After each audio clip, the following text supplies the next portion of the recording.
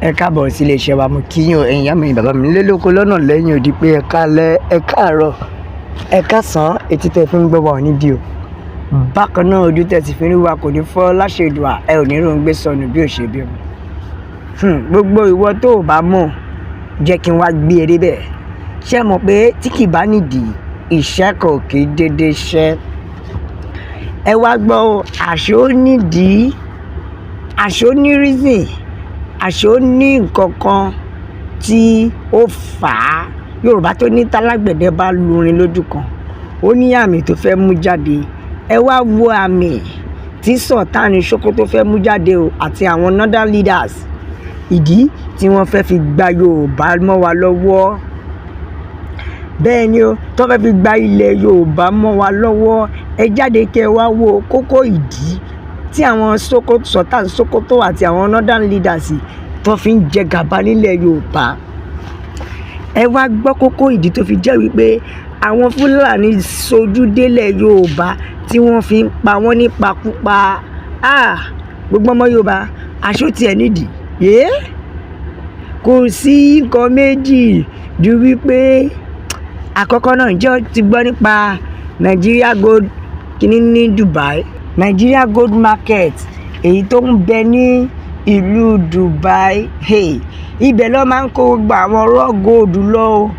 Bẹ́ẹ̀ ni àwọn raw gold ṣáṣá tó jẹ́ wípé wọn ò tí ì gbẹ́, kò tí ì gba etí iná kọjá.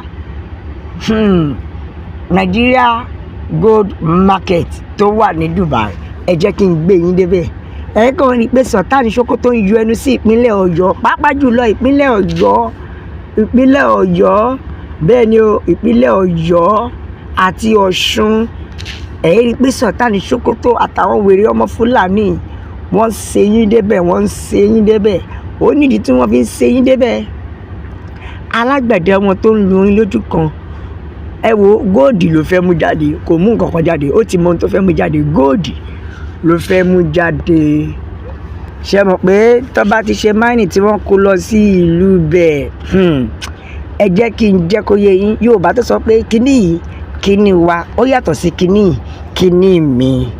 Ṣé rí South Solid Mineral? Bẹ́ẹ̀ ni wọ́n sọ pé ti ìjọba nìyẹn.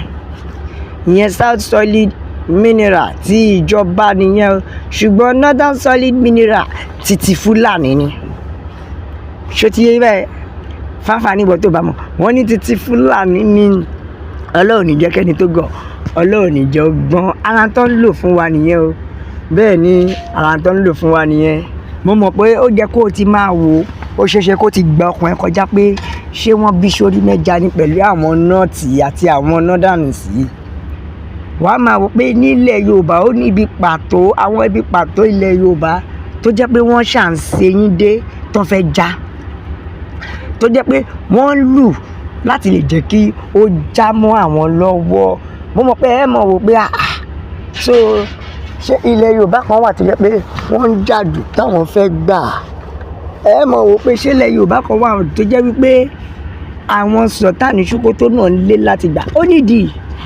Ó nídìí nítorí mo sọ fún yín pé àkọ́kọ́ Ọlọ́run bùkún Yorùbá pẹ̀lú àwọn nǹkan àlùmọ́nì.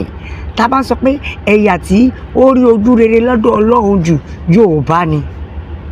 Tá bá ń sọ pé ẹ̀yà tọ́lọ́run kẹ́ jù Yorùbá ni.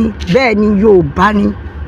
Ṣẹ̀rí tá bá ń sọ̀rọ̀ solid mineral, ẹ jẹ́ á gbà pé gbogbo orílẹ̀-èdè pátápátá, gbogbo ẹ̀yà ilẹ̀ Nàìjíríà pátápátá lọ́lọ́run bùkún pẹ̀lú ẹ̀. North ní tiẹ̀, South ní tiẹ̀, South West ní tiẹ̀, tó jẹ́ pé South ní South East náà ní tiẹ̀.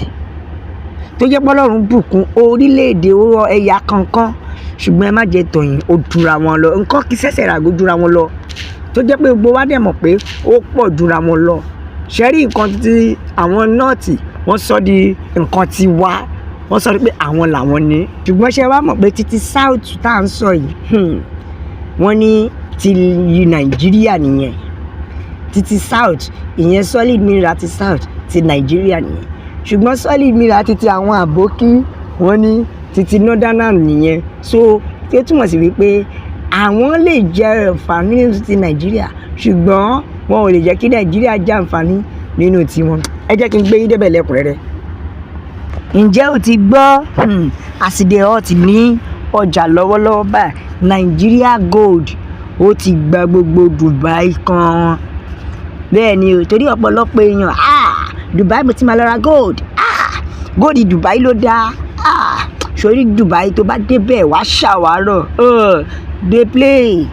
Ìwọ tó mọ̀ pé gold ilẹ̀ ló ń wà lọ sí Dubai. Ìwọ tó mọ̀ pé àṣé gold Nàìjíríà gan ní Dubai fi ń ṣayọ̀ ní ọdọọdún. Fáfàní ìwọ tó bá mọ̀ jẹ́ ń gbé ẹ débẹ̀ kó o lè mọ̀ pé ṣẹ́rí wúrà Nàìjíríà ni wọ́n ń tà lọ́hùn. 35 million metric tons. Bẹ́ẹ̀ ni òun ni Nàìjíríà ń produce ní ilẹ̀ Dubai ní every blessed year. Every year. Ìyẹn 35 million metric tons of unprocessed mineral. Ẹ máa gbọ́, wọ́n ní yearly export from Nigeria, tó jẹ́ pé iye tí Nigeria ń ṣe every yearly exported from Nigeria every year, iye tons tí wúrà tí Nigeria ń gbé tà ní ọdọọdún tí wọ́n lọ ń ṣe lọ́dọọdún bẹ́ẹ̀ ni. Ẹ wá wo ibi tó ti ń wọ́ wá o. Ní 2018 lásán, iye tí wọ́n remit, iye tí wọ́n wọ àpò ìjọba padà ní ọdún náà is 3.4 billion. Ládùn 35 million. Kí ló dé tó fi wá jẹ́ 3.4 billion naira ni wọ́n remit sí àpò ìjọba ní year náà. Lára àwọn gold tí wọ́n mine ní gbogbo orílẹ̀-èdè Nàìjíríà, pàápàá jùlọ láti Zamfara. Ẹ wá wo iye tí Nàìjíríà lose. Nàìjíríà lose 353 billion naira. 353 billion naira ní Nàìjíríà pàdánù látàrí wípé wọ́n smuggle gold.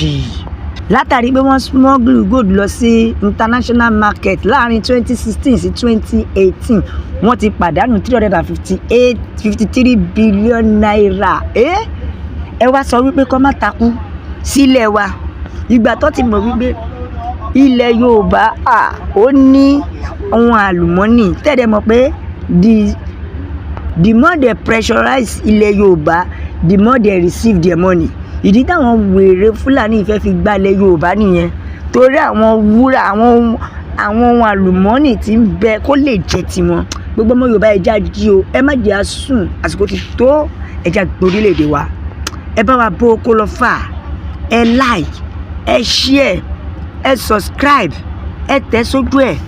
Ẹjọ́ yí àwọn èèyàn wípé Yorùbá nation nìkan ní ọ̀nà àbáyọ. La fi ń sọ pé God bless Yorùbá nation. Ọlọ́run kó bùkún fún orílẹ̀-èdè mi o. Ó dàbọ̀.